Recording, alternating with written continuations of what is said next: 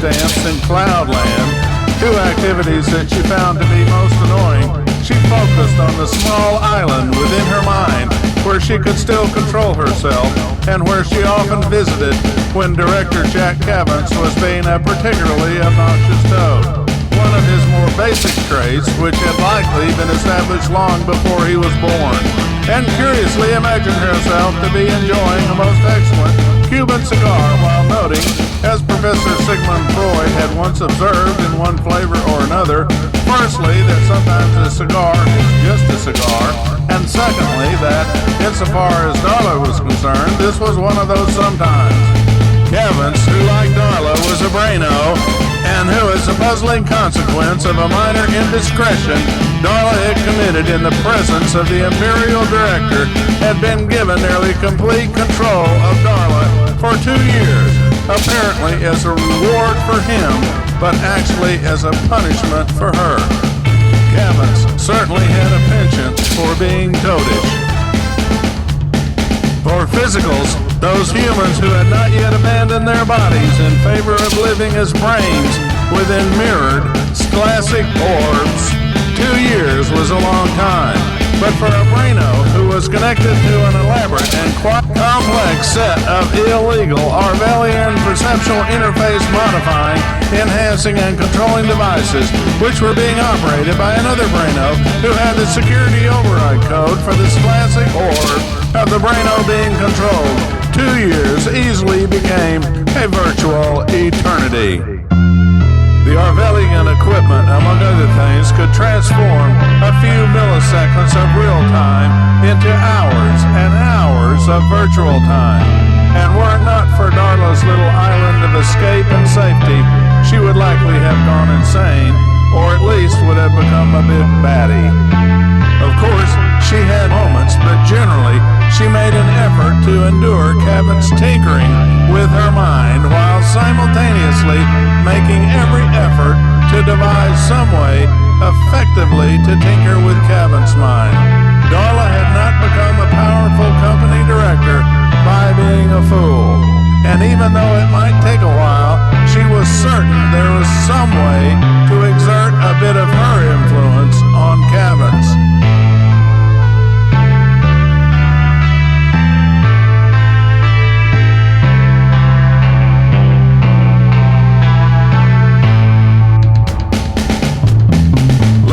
Darla had begun noticing a pattern in Cavin's strange machinations, and the pattern of events usually began by Cavin's making her float among clouds and fog while she was forced to lick postage stamps. After doing this for a while, Cavins then would begin playing musical recordings from the 1930s and 1940s of the planet Earth, and since this music nearly always made Darla want to do what she called her sexy dance, Darla would soon be dancing like Ginger Rogers in an enchanting private ballroom that suddenly appeared in an open area among the clouds and fogs of this place she called Cloudland. At the edge of the ballroom, the dance floor blended smoothly into the fog, but although there were carefully placed bright lights all around the ballroom and a spotlight which followed her as she danced around the ballroom, she occasionally could glimpse twinkling stars through the clouds that slowly drifted overhead. Calling this surreal was no exaggeration, because much to Cavin's credit, as a skilled Orwellian interface controller, Darla truly felt like she was in a movie for which she was the director, choreographer, and star. Once, very recently, as she was dancing through the air, something she had discovered she could do if she imagined herself being able to do it, Darla had the strange thought that doing her sexy dance might have some type of effect on Cavins, and mostly as an experiment, she increased the intensity of her dancing around the ballroom, something she could easily do as long as she wanted without having to be concerned about becoming tired, since she was a braino and this was a simulation, really, rather than something which was real in any tangible way. If the mentation required to do this caused her brain to do more work, Her classic orbs life support system would provide the necessary chemicals and energy her brain needed. And for practical purposes, she could do whatever she desired to do so long as, in her current circumstances, she wanted to do it and Cavans allowed her to do it. Although her sense of time was a bit confused by the Arvelian perceptual interface equipment, she nevertheless had a reasonably good sense of how time passed in the surreal ballroom. And even though she was not entirely certain this was the case, it appeared to her that once she had increased the intensity of her sexy dancing, Cavans had not interrupted her dancing by being a toad and making her float endlessly through clouds and fog while licking postage stamps. In fact, the more she pondered this, albeit very privately when she escaped to her little island, the more she began to suspect that Cavans actually enjoyed watching her dance like Ginger Rogers. Being especially bright and understanding fully on many levels that enjoyment and pleasure are powerful motivators, Darla began to devise a strategy which she hoped would increase her power in this strange game Cavans was playing with her, apparently toward some goal which she simply could not understand or imagine at the moment, no matter how much she tried to comprehend it. Her strategy was very simple, really, and the first step was to engage Cavans in some type of conversation. Virtually anything would be significant, because so far Cavans had never said even one word to her formally. Instead, at least as it appeared to her, Cavans devoted most of his attention to operating the various Arvelian perceptual interfacing devices and, perhaps occasionally, devoted a bit of attention to observing her in some way that she sensed but could not exactly describe. If she had been a cupcake or a glass of wine, she might have thought that Cavans was tasting her. But insofar as Darla knew, there was no way to taste the thoughts of a braino. Had Darla known a little bit more about science, physiology, and the capabilities of some of the more advanced Arvelian perceptual interfacing equipment, she would not have been so surprised to discover not only that it was possible to taste the thoughts of brainos, but also that it was possible to taste the thoughts of physicals. Although this latter activity required installing a miniature interface into a certain part of the brain of the physical being tasted, something which was easily done but very difficult to detect, even by the most advanced non-Arvelian methods. In fact, although it was unbeknown to Darla, Cavans' primary activity and purpose in everything he did with Darla was to taste her thoughts more fully than any other braino or physical before. And since Cavans had been perfecting the art of tasting thoughts for centuries, in a strange way, it was a bit of an honor that he had selected Darla specifically to become his thought-tasting masterpiece. Cavans truly was a grand master of the art of tasting thoughts, and he constantly strove to move the art of tasting thoughts to new and ever more fascinating levels. Of course, Darla knew nearly nothing about this aspect of Cavans, and even if she had known about it, she did not have the formal scientific training required to understand it mathematically. But she had one thing that Junior Director Jack Cavans did not have, and likely never would have. Specifically, she had the fascinatingly curious and oftentimes remarkably accurate talent which most common folk and experts alike call female intuition. She might not know so much about mathematics and physics, but she could tell when someone was pulling her chain. And in this particular instant, it certainly appeared intuitively obvious to her that Cavans was making a diligent, concerted effort to pull her chain over and over and over. And from her perspective, which no doubt was enhanced considerably by female intuition, if Cavans was pulling her chain, then she might be able to pull his chain. And as she was pondering this insight, which was beginning to be more like an epiphany, she remembered an old adage adage about a goose and a gander, which she found to be quite amusing and more than a little bit instructive in an oddly curious way.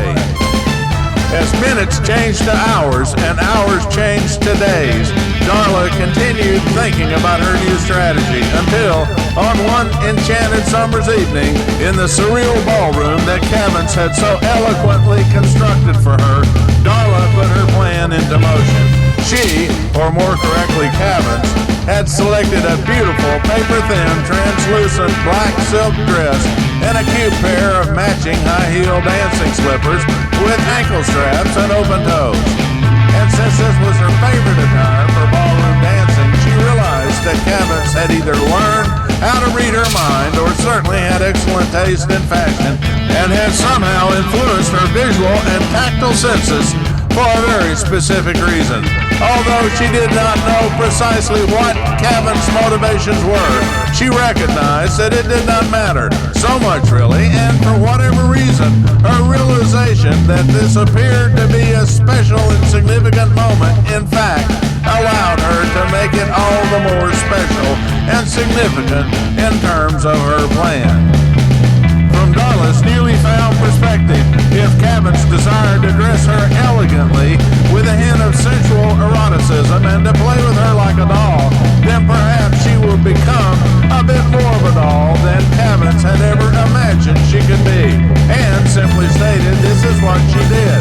As she danced around the surreal ballroom, instead of focusing entirely on enjoying the moment and herself, Darla began looking around the ballroom a bit more intensely, but nevertheless surreptitiously. In effect, although it is difficult to describe in a tangible way, what she was doing was attempting to look beyond the boundaries of the surreal ballroom towards the goal, perhaps, of seeing or sensing more of what Cavins was doing or observing. And after doing this for a while, she did something which quite startled Cavins. She spoke directly to him in a voice that he had neither expected nor imagined to hear, especially considering the dulling effects of the elaborate and complex Orwellian perceptual interfacing equipment he was using to control Darla.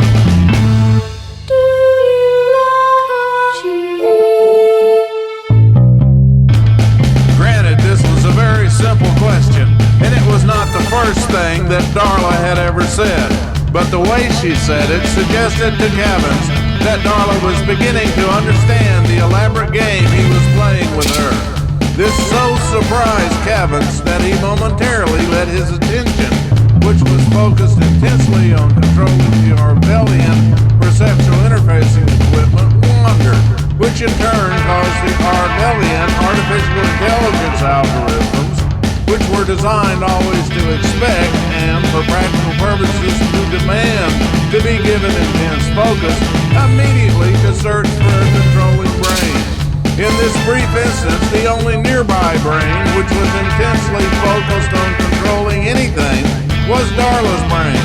And in a very beautiful way, the Orwellian perceptual interfacing equipment not only understood on the most intimately deep level precisely what Darla wanted, needed, and desired to hear, but also captured the mind of junior director Jack Cavins, created a suitably attired simulacrum for him, made this simulation of him appear in a surreal ballroom, stood him directly in front of Darla, made his eyes look into hers, and then directed him to say this word.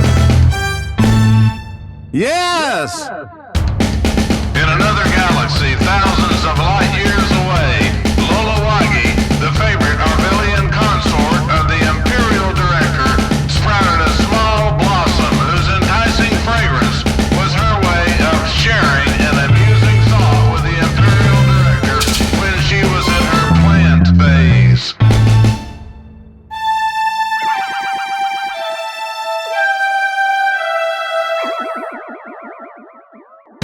The Imperial Director moved nearer to Lolawagi, rotated his olfactory interface next to her small blossom, let her thought fill his mind with enticing fragrance, and replied, "Soon, my love, soon."